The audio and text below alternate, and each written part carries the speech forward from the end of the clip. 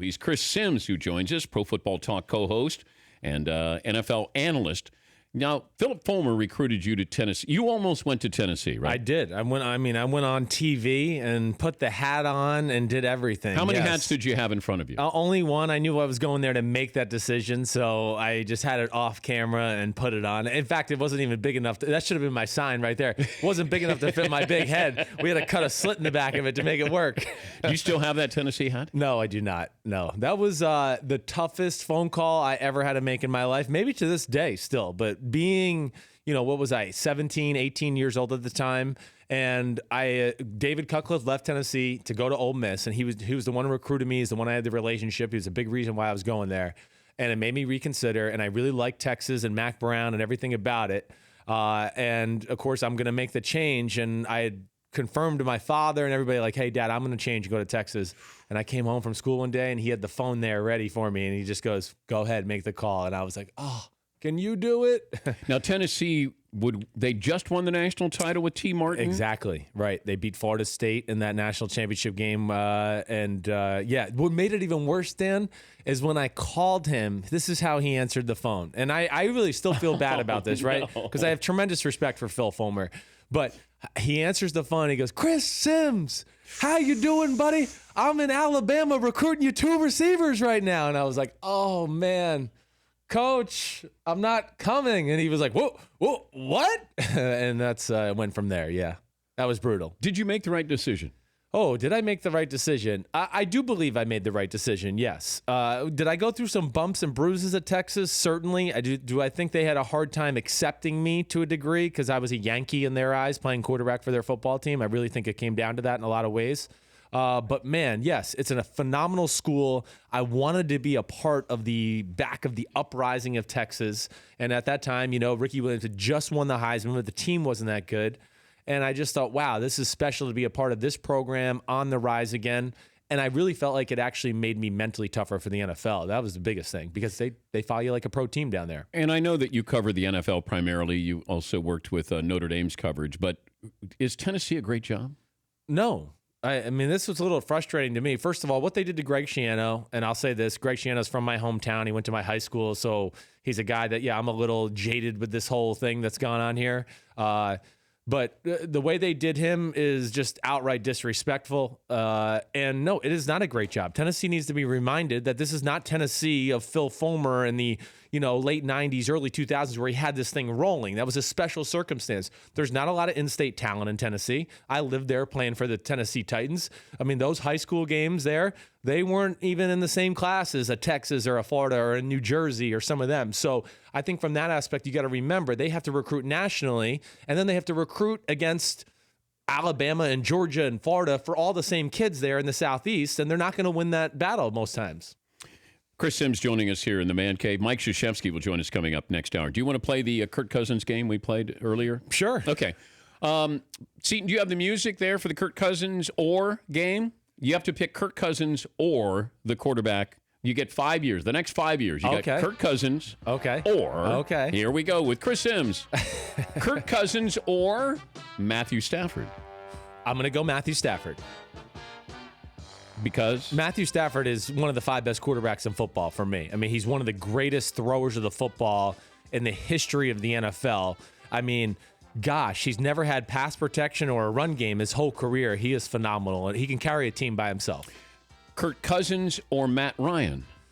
Ooh, man, that's a close one. Gosh.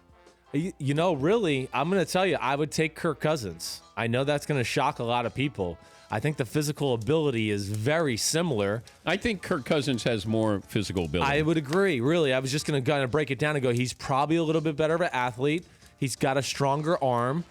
Of course, he hasn't had Julio Jones and Kyle Shanahan and those teams around him his whole career and some of that offensive talent regardless. It's a close one, but yeah, I think I would go Kirk Cousins. Kirk Cousins or Cam Newton?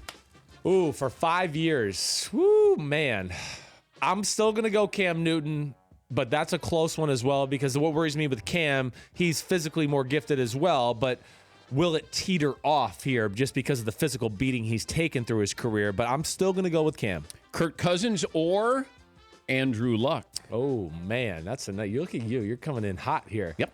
Man, Andrew Luck with this shoulder situation, and I have to take this into account. I mean, we don't know what's happening or anything.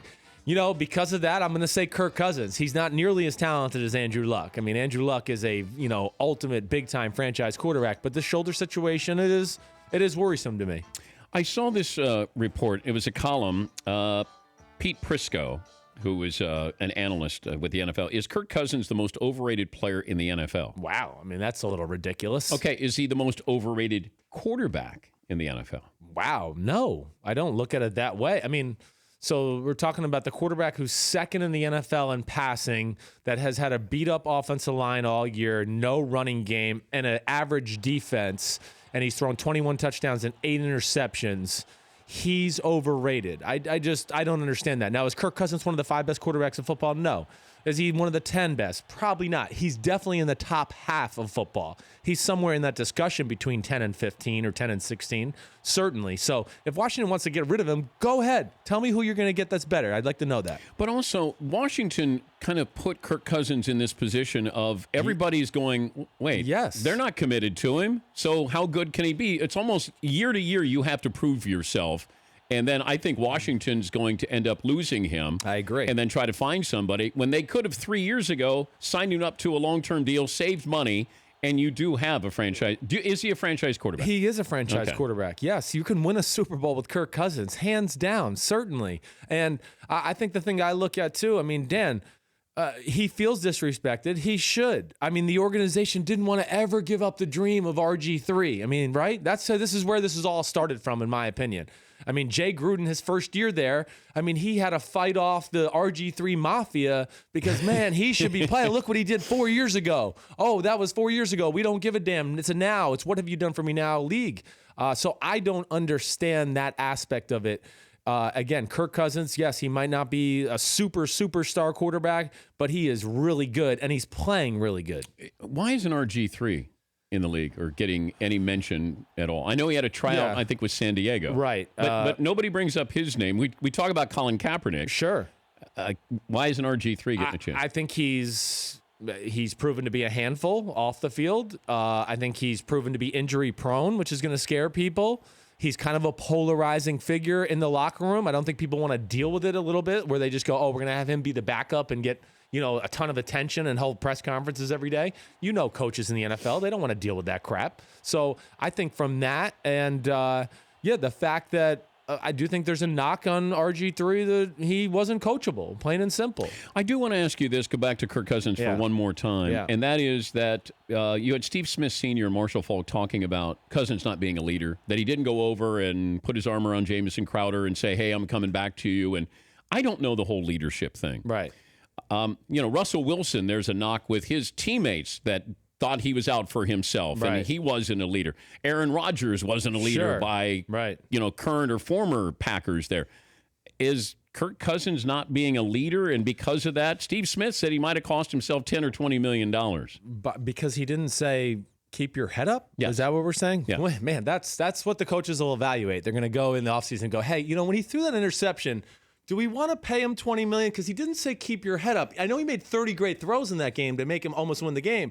No, of course not. That means nothing. And how do we know their relationship? I just don't understand the harsh criticism that Michael Irvin and Steve Smith gave him after the game. I don't. I mean, I was more in the lines with what Chris Collinsworth was saying during the game, that, whoa, he is playing phenomenal. He can't block everybody. He can't catch the ball for the receivers. And what gave Jamison Crowder more confidence in the fact that he came back to him? 5 more times during the game? So I just don't understand that. That's media bull crap. Well, but I also look at this. I didn't say the bad word. I know you're good. You're learning. I almost came out. See, I get too much comfortable with you. You're coachable. But it's like if you miss 5 shots and then the star comes down and he throws you the ball again, that tells you something in basketball. Like he's still going to still got to confidence continue. In me, right? Yes. And so that's what I would think. If I don't go to you, then I'm telling you something. A lot of players don't even want to hear it. Like if I made a mistake, I didn't need some offensive lineman or defensive guy to come up to me and go, hey, keep your head up, But Chris. does Brady do that, though? I mean, he might, but he might not. It depends on the guy. I think it has to do with the personal relationship and knowing where you're at in the game and knowing that individual player to how he handles, the ups and downs of an NFL football game. We'll continue with Chris Sims. I want to ask you about Eli Manning. Okay. Was it worth with all of this news and headlines that Eli got demoted. We'll talk about that with Chris Sims after this Dan Patrick Show. Chris Sims, Pro Football Talk co-host with Mike Florio, staying with us in studio. Eli Manning gets benched. Yeah. 5 games to go. Why is this such a big deal? I would like to know the same thing. I understand Eli Manning's, borderline Hall of Fame quarterback. I mean, I'll go out there and say it. He's the greatest quarterback in the history of the Giants. Ooh. Even better than my dad. My dad said he's going to cut me out of the will when he heard me say that the other day. I understand there's never going to be an easy time to do it, right? You're going to get backlash no matter what. If they did it in the offseason, people would call in and go, well, why didn't they bench him during the season? Because we could have seen what we got with Davis Webb and Geno Smith and blah, blah, blah. Okay. The plain and simple, facts of the matter is Eli Manning has not played well. Plain and simple, period. He didn't really play all that well last year either, except they just had a great defense, and Odell Beckham Jr. made a play from now and then to get them over the top, right? I don't think they've scored over 30 points in the last 2 years. So you look at things like that. And then, yes, he's getting up there in age. He's being paid like he's Aaron Rodgers. So every now and then you got to make a play like that. And I'm not trying to sit here and be critical of Eli, but I just don't understand the backlash and I guess the people saying it wasn't done in a correct way. What other way is there to do it? But if they bring in Davis Webb instead of Geno Smith, I think people would have less of a problem. You're right. In New York, I think that's a big problem. Because are they Giants tanking? No. I think it's the opposite. I think that's what they told you with Geno Smith. They want to win this week. They're telling you they think Geno Smith is better than Eli Manning. And I know that's a hard reality. Why do they want to win? Because coaches go to their graves with these records on it. And Ben McAdoo, he's going to fight to win every game here down the stretch because if they win, the last few games, he can have a 500 record here after 2 seasons. Yeah, but nobody cares. I know, but it'll look good, and somebody will fall into it. Idiot GMs and people fall for the numbers trick every year. He got the job because of crap numbers.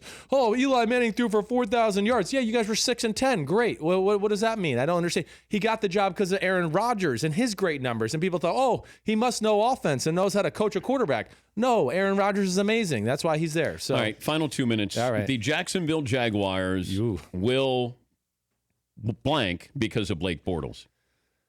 We'll underachieve. I think they're going to get in the playoffs. Are they a great team? They are the best team in football, Dan Patrick. The best team. The problem is they have the 70th best quarterback. And I don't mean to be a jerk to Blake Bortles. The facts are the facts. He just can't throw the football. And yes, David Caldwell, his ego at the GM position has cost them a chance to win the Super Bowl. They are a team with that O-line, the receivers they got. Leonard Fournette's one of the freakiest running backs to ever come into the NFL. And then the defense is an all-time great defense. I mean, this is 2015 Broncos, 2000 Ravens type defense where they are winning games almost by themselves.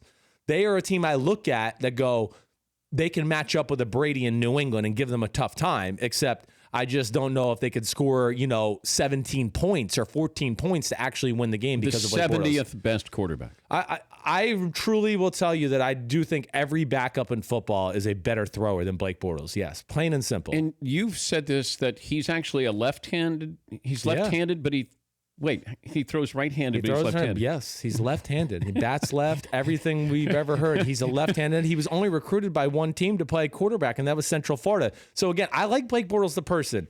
And I think they picked him for all the wrong reasons, though, because he's a handsome guy, and he can command the room, and he can be a leader, and he looks good in front of the podium, except, it's kind of important to throw the football.